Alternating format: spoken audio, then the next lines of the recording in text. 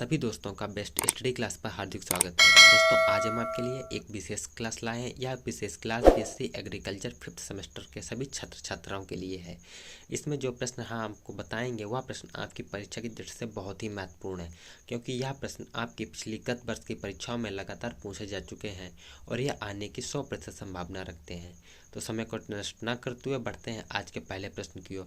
और दोस्तों अगर आपने अभी तक भी हमारे चैनल को सब्सक्राइब नहीं किया है तो चैनल को सब्सक्राइब करना ना भूलें, जिससे कि चैनल पर आने वाले आगामी वीडियोज का नोटिफिकेशन आपको सबसे पहले प्राप्त हो।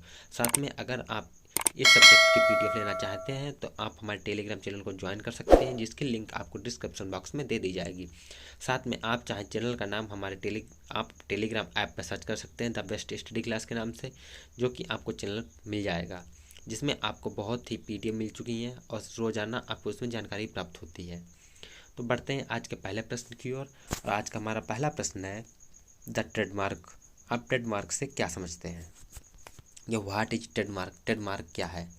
तो ट्रेडमार्क के बारे में बात करते हैं कि मूल रूप से ट्रेडमार्क वह ब्रांड या लोगो है जिसका उपयोग आप अपने उत्पाद को अपने प्रतिस्पर्धियों से अलग पहचान करने के लिए किया जाता है।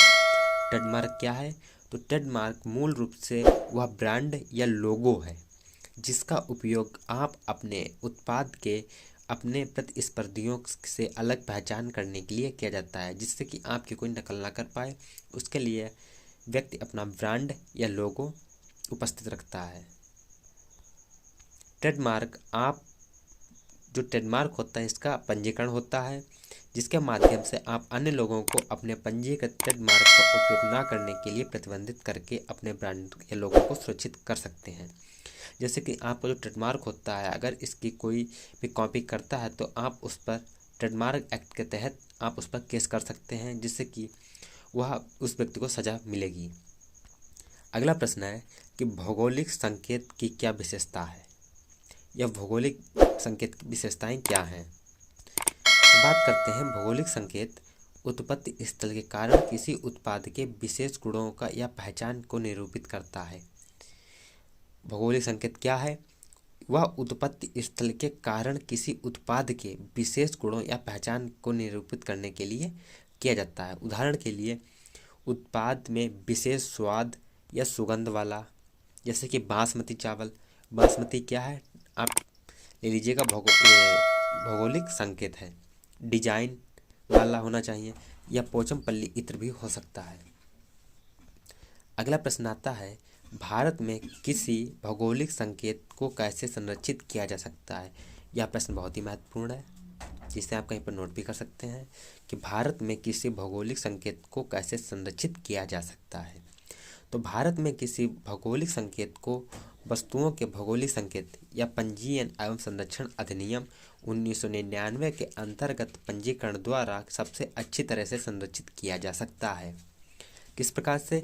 जिसे आप पंजीकरण अधिनियम 1999 के तहत पंजीकरण कराकर सुरक्षित कर सकते हैं। यह अधिनियम किसी व्यक्ति के विरुद्ध अपनी वस्तु को दूसरे व्यक्ति या भिन्न स्थान की वस्तुओं के रूप में प्रचलित करने के लिए कार्यवाही की अनुमति देता है।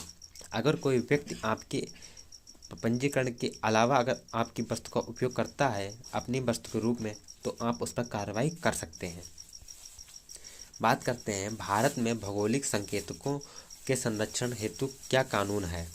तो भारत में भौगोलिक संकेतकों हेतु संरक्षण हेतु वस्तुओं के भौगोलिक संकेत पंजीयन एवं संरक्षण अधिनियम 1999, जिसे दिनांक 15 सितंबर 2003 से प्रभावी वस्तुओं के भौगोलिक संकेतक पंजीयन एवं संरक्षण अधिनियम 2000 के साथ पढ़ा जाता है। बात करते हैं अगले प्रश्न की ओर। अगला प्रश्न है भारत में कौन से उत्पाद भौगोलिक संकेतकों के रूप में पंजीकृत किए जा सकते हैं?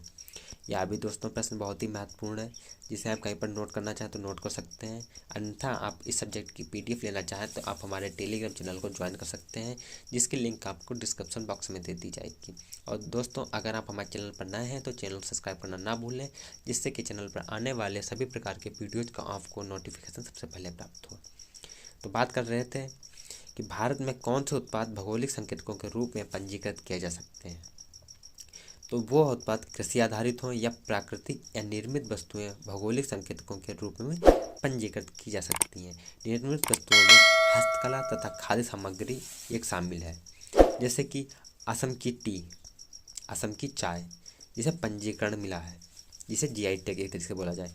नवारा राइस, चावल इत्यादि उन वस्तुओं में से है जिनका भौगोलिक संकेतों के रूप में पंजीकरण किया जा सकता है, अर्थात जिन्हें जीआई टैग मिला है। अब बात करते हैं भौगोलिक संकेत क्या होता है। तो भौगोलिक संकेत क्या होता है, तो व्हाट इज जियोलॉजिकल इंडिकेटर। तो भौगोलिक संकेत ऐसा संकेत है जिससे विशेष गुणों, प्रकृति या पहचान की वस्तुओं को उनके उत्पत्ति स्थल से जाना जाता है। जैसे कि चाय कहाँ की, असम की। यह क्या है, एक तरीके का भौगोलिक संकेत है जिसे विशेष गुणों के कारण ही पहचाना जाता है। भौगोलिक संकेत जिसे जीआई वास्तव में किसी क्षेत्र विशेष द्वारा उत्पादित या प्रदत्त खास वस्तुओं या सेवाओं की सूचना, या किसी शब्द जैसे दार्जिलिंग या कोई चिन्ह जैसे भारतीय चाय बोर्ड का लोगो या इनके द्वारा निरूपित होता है। आवश्यक नहीं कि भौगोलिक ही हो। महाराष्ट्र के रत्नागिरी जिले में उत्पादित विशेष किस्म का आम अल्फांजो एक गैर भौगोलिक नाम है। क्या है, अल्फांजो क्या है, यह एक गैर भौगोलिक नाम है। अब बात करते हैं पेटेंट अधिनियम 2005। पेटेंट अधिनियम 2005 क्या है।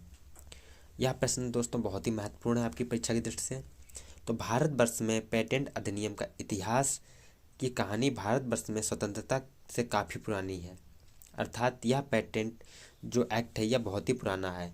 सबसे पहला जो एक्ट था वो 1956 में लागू किया गया था। इस विधान का उद्देश्य नए और उपयोगी निर्माण के आविष्कारों को प्रोत्साहित करना और आविष्कारों को अपने आविष्कारों का रहस्य प्रकट करने के लिए प्रेरित करना था। ब्रिटिश क्राउन की मंजूरी के बिना अधिनियमित होने के कारण इस अधिनियम की जगह 1857 में 9वीं ने ली थी। इसके बाद इस अधिनियम को 1959 में संशोधित किया गया। सन 1872 में इस अधिनियम में एक और अधिनियम डिजाइन की सुरक्षा से संबंधित अधिनियम को समेकित कर दिया गया, जिसका नाम पैटर्न और डिजाइन संरक्षण अधिनियम रखा गया। इसके बाद इसमें 1883 से 1888 में संशोधन हुए और 1911 में इस अधिनियम को the Indian patents and design act की संज्ञा दी गई। कई बार परीक्षा में पूछा जाता है the Indian patent of design की संज्ञा कब दी गई, तो दोस्तों यह 1911 में दी गई थी। इसके बाद भी भारत की स्वतंत्रता से पहले इसमें अधिनियम में अनेकों बार संशोधन हुए। इन अधिनियमों में अंतिम संशोधित अधिनियम द पेटेंट्स एक्ट 2005 है। इसके बाद अभी तक कोई भी संशोधन नहीं हुआ है। दोस्तों अगर आपको वीडियो पसंद आया हो तो वीडियो को लाइक और शेयर करें, जिससे कि यह वीडियो आपके सभी दोस्तों के पास पहुंच सके, जिससे कि यह उनके लिए भी लाभदायक साबित हो। तो मिलते हैं अगले वीडियो में नए प्रश्नों के साथ। जय हिंद, जय भारत।